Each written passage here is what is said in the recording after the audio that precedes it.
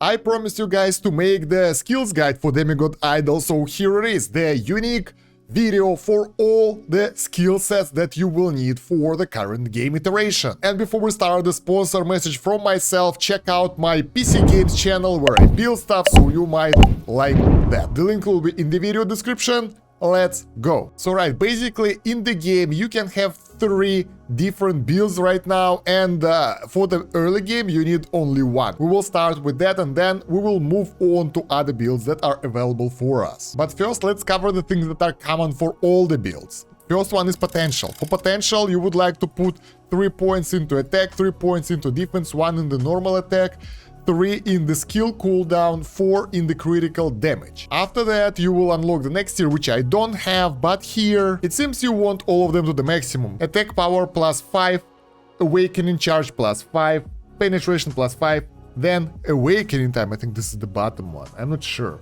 plus 6, skill cooldown plus 4, final attack power plus 7, strike damage plus 7, normal attack damage plus 4, so this one is the last one to finish. Another common thing are awakening options. You would like to get your SS attack over here, and I already told you how to roll it in previous videos. When you rolled enough over here, you will lock it and keep rolling basically. Yeah, it will cost you quite a lot. Look at that! We rolled it in one go! Oh my god, this is so good! That will cost you quite a lot, guys, but take a look at the difference. 265 power, 596.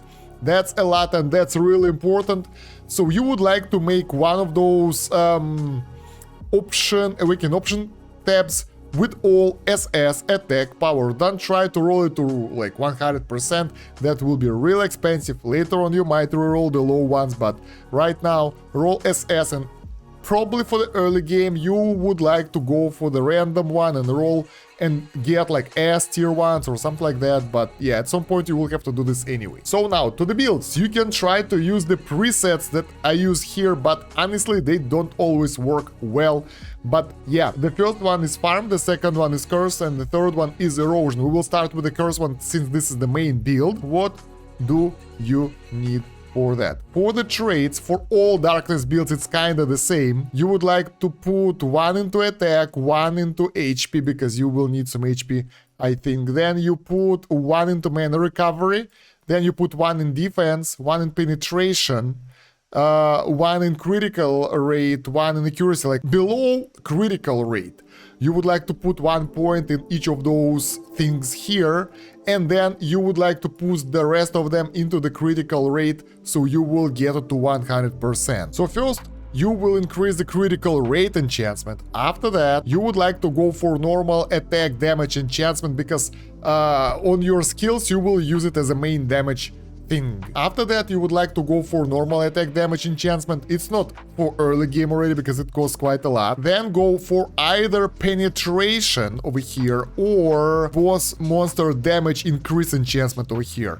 and all of those should be increased equally. So like normal attack damage enchantment, boss monster damage enchantment, and penetration, they should go with like same step. If you put like 5 points here, put 5 points in other areas as well, so they should be kind of equal. And since we're here, you might want to make additional trait tab on the right later on and increase normal monster damage multiplier to the maximum as well if you are going for the growth dungeon. So that one will be used only for that. Now let's talk about the skills. You probably saw those already. The dark skill set over here is the one that we will use, and basically the idea is that you will use all your skills that give you bonus to the curse. That's it. So yeah, Archdemon's Curse, then we got this curse option, then you get the cursed slash.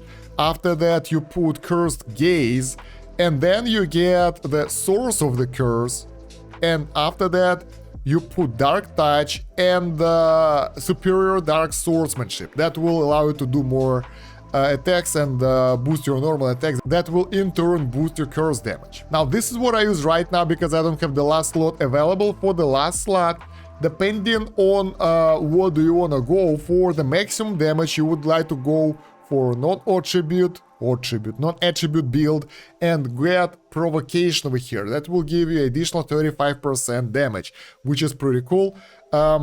Another option would be going for pushing with survival build.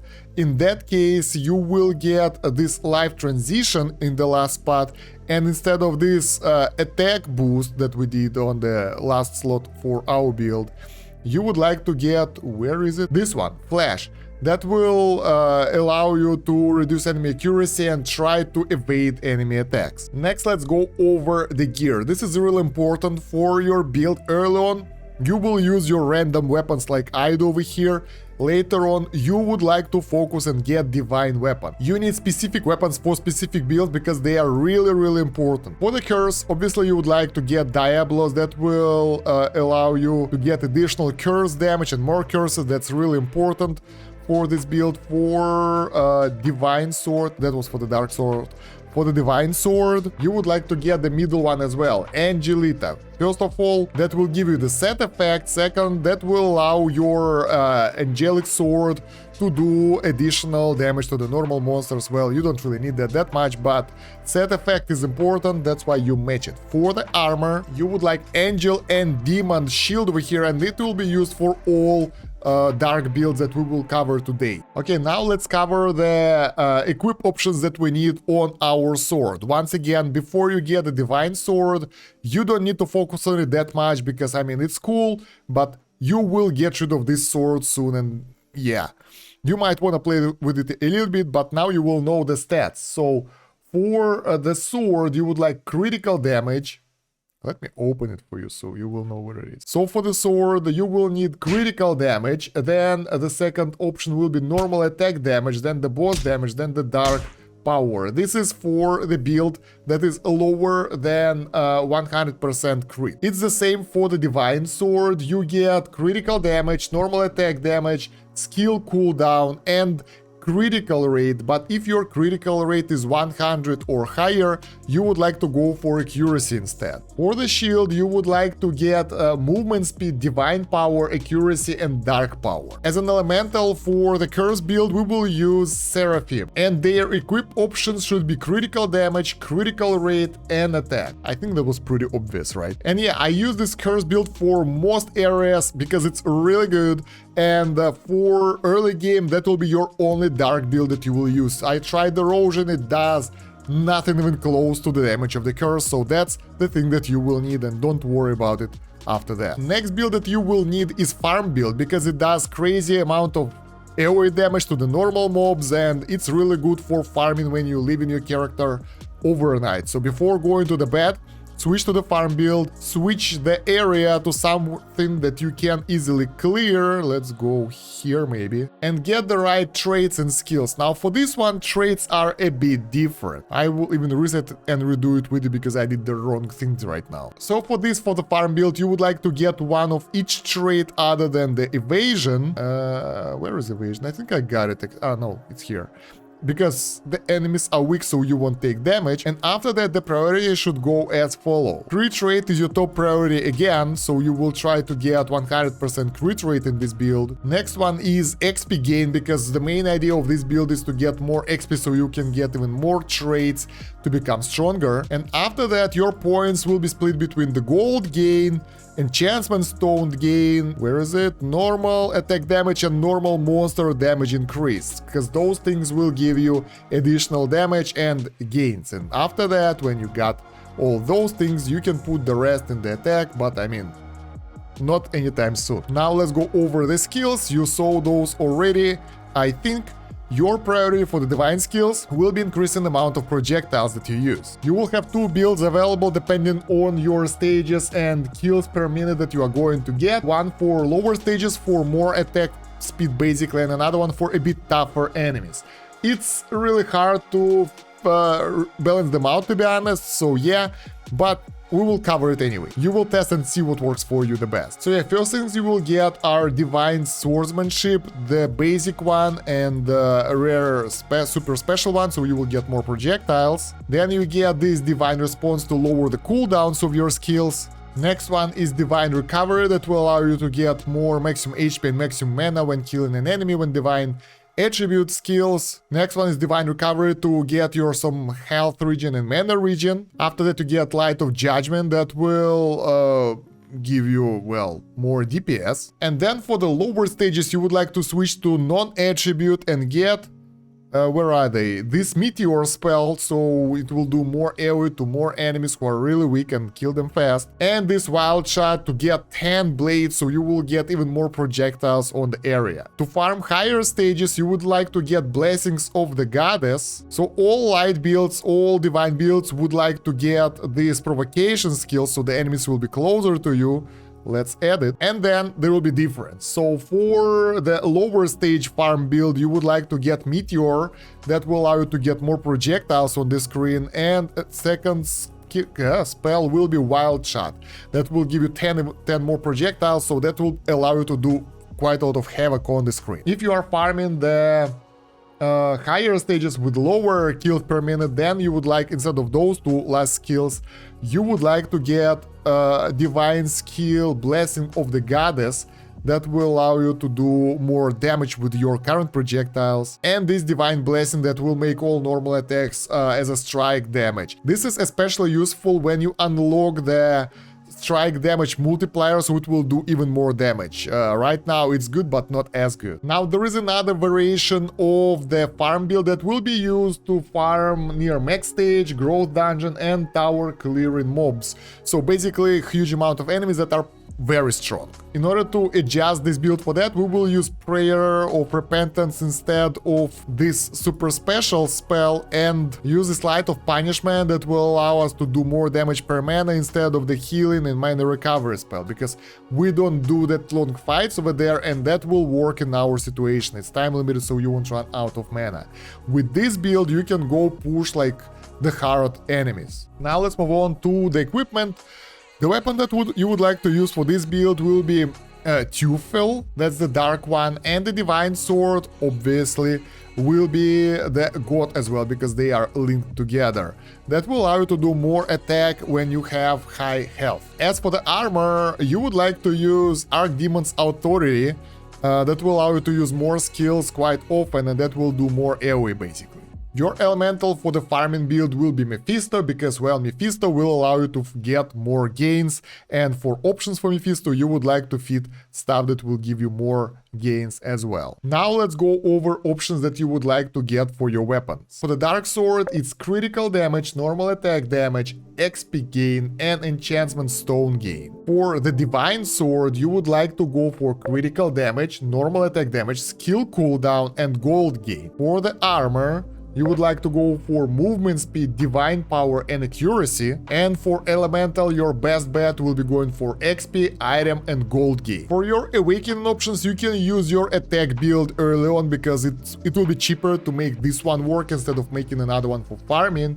But if in the perfect world, you would like to get one attack boost over here, and the rest should be filled with XP gain, so you will get XP faster. So yeah, basically when you set this build up, you can just go into the stage that you want, wait to get 1000 kills, and then chill and go offline, or leave the game running in the background like I do most of the time, and use the LD player for that. The link to LD player will be in the video description and the pinned comment. Now guys, let's move on to Erosion build, the last one, which is mostly useless for the new players because it requires high tier equipment.